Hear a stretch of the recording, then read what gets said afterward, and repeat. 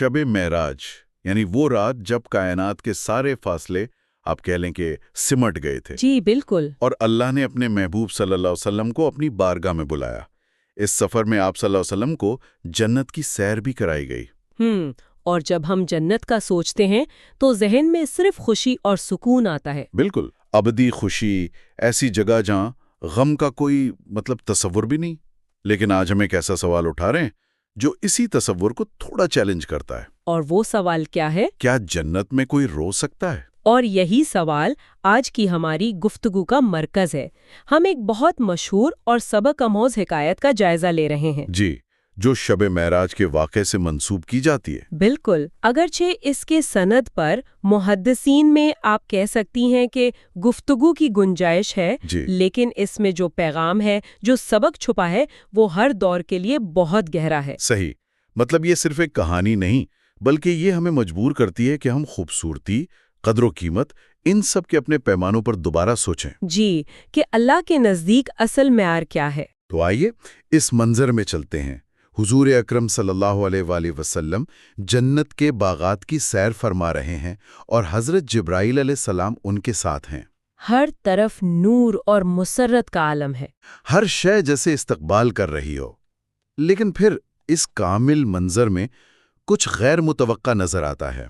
एक ऐसी चीज जिसकी वहां कोई तवक्को नहीं कर सकता। जी, हुजूर सल्लल्लाहु अलैहि वसल्लम की नजर एक हूर पर पड़ती है जो एक दरख्त की शाख थामे। और वो रो रही थी। जी बिल्कुल, खामोशी से आंसू बहा रही थी।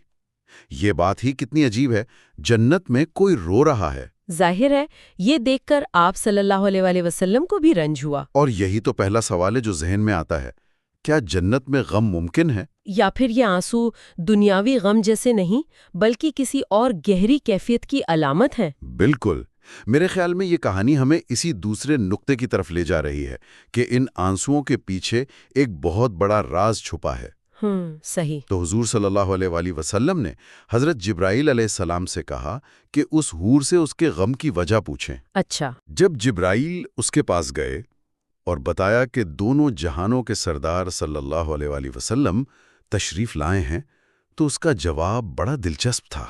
उसने क्या कहा? उसने कहा, मुझे मालूम है और मैं इसीलिए रो रही थी कि उनकी नजर रहमत मुझ पर पड़े और वो खुद मेरा हाल दरियाफ्त फरमाए। यानी वो जानबूझकर उनकी तवज्जो चाहती थी।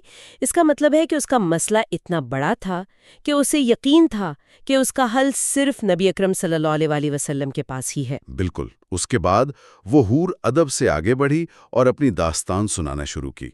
अच्छा। उसने कहा, या रसूलुल्लाह सल्लल्लाहु अलैहि वसल्लम, अल्लाह ने मुझे बेमिसाल हुस्न से नवाजा है।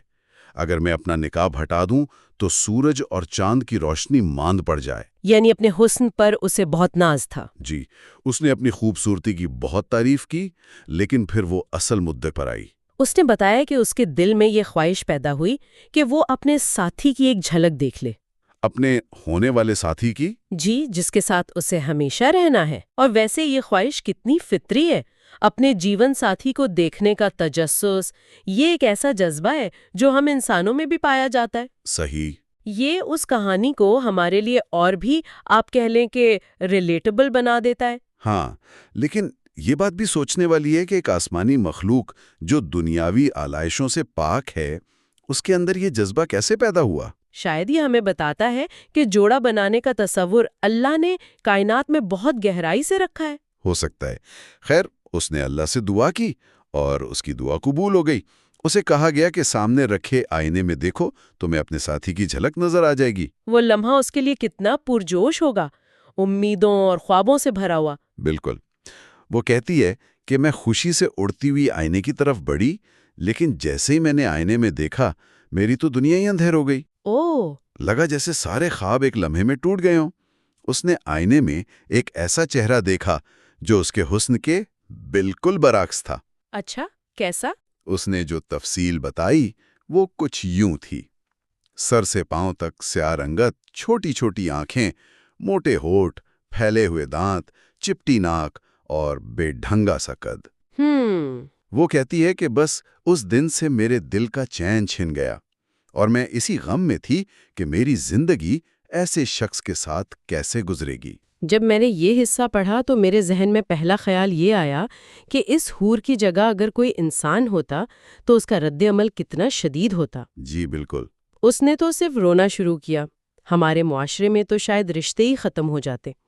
یہ ہمیں دکھاتا ہے کہ ظاہری شکل و صورت پر فیصلہ کرنا کتنا عام ہے۔ یہ سب سن کر حضور اکرم صلی اللہ علیہ وسلم نے پہلے تو ہلکی سی مسکراہٹ کے ساتھ فرمایا کہ ذرا صاف صاف بتاؤ تم نے کیسا چہرہ دیکھا تھا؟ اچھا۔ جب حور نے اپنی بات مکمل کی تو آپ صلی اللہ علیہ وسلم نے سر اٹھایا اور آپ صلی اللہ علیہ وسلم کی آنکھوں میں ایک خاص جلال اور غیرت جھلکنے لگی۔ اور پھر وہ لمحہ آیا جب حقیقت آشکار ہوئی۔ جی، آپ صلی اللہ علیہ وسلم نے فرمایا، جس شکل کا تم ذکر کر رہی ہو وہ تو میرے پیارے بلال رضی اللہ عنہ کی ہے۔ اور یہاں صرف پیمانے نہیں ٹوٹتے بلکہ قدر کا پورا نظام ہی الٹ جاتا ہے۔ بالکل۔ ایک ایسی مخلوق جو خود حسن کا معیار ہے، اسے سکھایا جا رہا ہے کہ تمہارا حسن بھی اس عشق اور وفا کے سامنے کچھ نہیں جو بلال رضی اللہ تعالیٰ کے دل میں ہے۔ صحیح۔ یہ ہمیں بتاتا ہے کہ اللہ کے نزدیک قدر کا تعلق عمل اور اخلاص سے ہے، پیدائشی صفات سے نہیں۔ اس کے بعد حضور اکرم صلی اللہ علیہ وسلم نے جو الفاظ فرمائے وہ اس کہانی کا آپ کہہ لیں کہ عروج ہیں۔ آپ صلی اللہ علیہ وسلم نے فرمایا، تم ایک سچے عاشق، وفادار مومن اور اللہ کے نایاب بندے کے بارے میں غمگین ہو۔ کیا تم نہیں جانتی کہ میرا بلال محبت اور وفا کا جیتا جاگتا نمونہ ہے؟ جی، اور یہ بھی کہ اللہ کی بارگاہ میں اس کا مرتبہ بہت بلند ہے۔ قیامت کے دن اس کے جسم کی یہی سیاہی اس کی عزت اور شان کی علامت بن جائے گی۔ یہ ایک مکمل ری فریمنگ ہے۔ جس چیز کو وہ حور ایک خامی سمجھ رہی تھی، ایک کمی، جی، اسی چیز کو نبی اکرم صلی اللہ علیہ وسلم ایک اعزاز اور شان کی علامت قرار دے رہے ہیں۔ یعنی سیاہ رنگت یہاں کمزوری نہیں بلکہ اللہ کے عشق میں جل کر کندن بننے کی نشانی ہے۔ اور پھر آپ صلی اللہ علیہ وسلم نے ایک ایسی بات کہی جس نے حور کی سوچ کو جڑ سے ہلا دیا۔ آپ صلی اللہ علیہ وسلم نے تنبیہ کی۔ کیا کہا؟ وہ بلال جو عشق الہی کی آگ میں تپ کر سونے کی طرح کندن بن چکا ہے، وہ جنت کے ظاہری حسن کو کیا اہمیت دے گا؟ اپنے حسن پر غرور نہ کر۔ ممکن ہے جس دن تو نقاب اٹھا کر بلال کے سامنے آئے وہی تجھے پسند نہ کرے۔ جی، یہ نکتہ بہت ہی گہرا ہے۔ یہاں ایک روحانی ہائرارکی قائم کی جا رہی ہے۔ صحیح۔ یہ بتایا جا رہا ہے کہ حضرت بلال کا روحانی مقام اتنا بلند ہے کہ جنت کی حور کا ظاہری حسن بھی ان کے نزدیک ثانوی حیثیت رکھتا ہے۔ ان کے لیے اصل تعلق روح، ایمان اور عشق کا ہے، جسم کا نہیں۔ یہ ہمارے مادی معاشرے کے لیے ایک بہت بڑا سبق ہے۔ جی، جہاں سب کچھ ظاہر پر ہی تولا جاتا ہے۔ حضور صلی اللہ علیہ وسلم کا یہ فرمان سنتے ہی اس حور کے جذبات قابو سے باہر ہو گئے۔ اس کے چہرے سے سارا غرور اتر گیا، دل لرز اٹھا اور وہ شرمندگی سے رونے لگی۔ اس نے عرض کیا، یا رسول اللہ صلی اللہ علیہ وآلہ وسلم، میری خطا معاف فرما دیجئے، میرے دل سے غم کا بوجھ اتر گیا ہے۔ اب وہی سیاہ فام بلال مجھے سب سے زیادہ عزیز ہیں۔ اور اس نے یہ بھی کہا کہ میں اپنی اس خوش نصیبی پر ناز کرتی ہوں کہ مجھے ان کی رفاقت ملے گی۔ جی، اسے سمجھ آ گیا تھا کہ اصل خوبصورتی چہرے میں نہیں بلکہ دل کی پاکیزگی اور وفا میں ہے۔ بالکل۔ اور اس تبدیلی پر غور کرنا بہت ضروری ہے۔ جیسے ہی حقیقت کا علم ہوا، اس آسمانی مخلوق نے فوراً اپنی غلطی تسلیم کر لی۔ اس میں کوئی انا یا ضد نہیں تھی۔ صحیح۔ یہ کردار کی وہ پاکیزگی ہے جو ہمیں سکھاتی ہے کہ جب حق واضح ہو جائے تو اسے تسلیم کرنے میں دیر نہیں کرنی چاہیے۔ تو سوال یہ پیدا ہوتا ہے کہ حضرت بلال عرب اس مقام تک پہنچے کیسے؟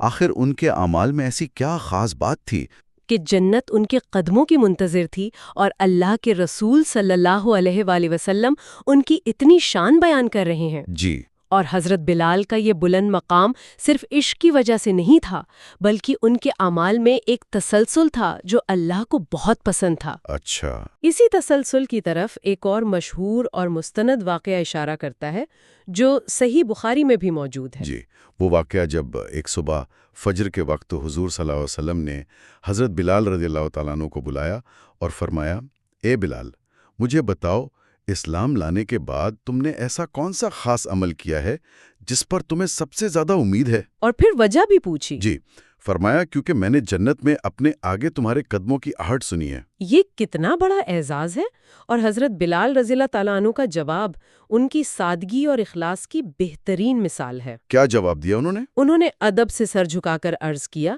یا رسول اللہ صلی اللہ علیہ وسلم، میں نے کوئی بہت بڑا عمل تو نہیں کیا، بس اتنا ہے کہ دن یا رات میں جب بھی میں وضو کرتا ہوں تو اس وضو کے بعد جتنی نماز اللہ میرے نصیب میں لکھ دے، یعنی تحیۃ الوضو، ادا کر لیتا ہوں۔ اور ایک اور روایت میں اذان کے بعد 2 رکعت نفل کا بھی ذکر ہے۔ جی، یعنی کوئی بہت بڑا دکھاوے والا کام نہیں، بلکہ ایک چھوٹا سا عمل جو وہ مسلسل اور پابندی سے کرتے تھے۔ بالکل، اور یہی بلندی کا اصل راز ہے۔ اللہ کے نزدیک مقام و مرتبہ دکھاوے کے کاموں سے نہیں ملتا، بلکہ مسلسل اور اخلاص سے کی جانے والی چھوٹی چھوٹی نیکیوں سے ملتا ہے۔ صحیح۔ حضرت بلال کی یہی سادگی، ہر وقت پاکیزہ رہنے کی کوشش اور اپنے عمل پر استقامت انہیں اس مقام پر لے گئی کہ جنت بھی ان کے قدموں کی آہٹ کی منتظر تھی۔ یہ پوری کہانی اس حور کی گرد گھومتی ہے۔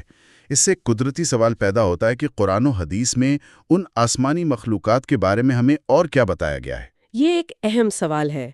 حور کوئی افسانوی کردار نہیں، بلکہ ایک حقیقت ہے جس کا ذکر قرآن میں بار بار آیا ہے۔ انہیں اہل ایمان کے لیے ایک انعام کے طور پر بیان کیا گیا ہے۔ اور ان کی تخلیق کے بارے میں جو بتایا گیا ہے وہ بھی بڑا دلچسپ ہے۔ مٹی کے بجائے عنبر، زعفران، مشک اور کافور جیسی چیزیں۔ جی، اور ان اجزاء میں خاص حکمت ہے۔ وہ کیا؟ یہ سب چیزیں خوشبو، پاکیزگی اور قدر و قیمت کی علامت ہیں۔ یہ اس بات کی طرف اشارہ ہے کہ جنت کی مخلوق کی بنیاد ہی پاکیزگی اور لطافت پر رکھی گئی ہے، جو دنیا کی مادی تخلیق سے بالکل مختلف ہے۔ بالکل۔ ان کے حسن کے بارے میں آتا ہے کہ اگر وہ دنیا میں جھانک لیں تو زمین و آسمان روشن ہو جائیں اور خوشبو سے مہک اٹھیں۔ لیکن یہاں ایک بہت اہم نقطہ ہے جو اکثر لوگ نظر انداز کر دیتے ہیں، اور وہ ہے دنیا کی نیک عورتوں کا مقام۔ جی۔ یہ انتہائی اہم نقطہ ہے۔ اسلامی تعلیمات کے مطابق دنیا کی نیک اور صالح عورتوں کا مقام جنت میں ان حوروں سے بھی کہیں بڑھ کر ہوگا۔ اچھا، وہ حوروں کی سردار ہوں گی؟ جی، وہ حوروں کی سردار ہوں گی، اور اس کی وجہ بہت منطقی ہے۔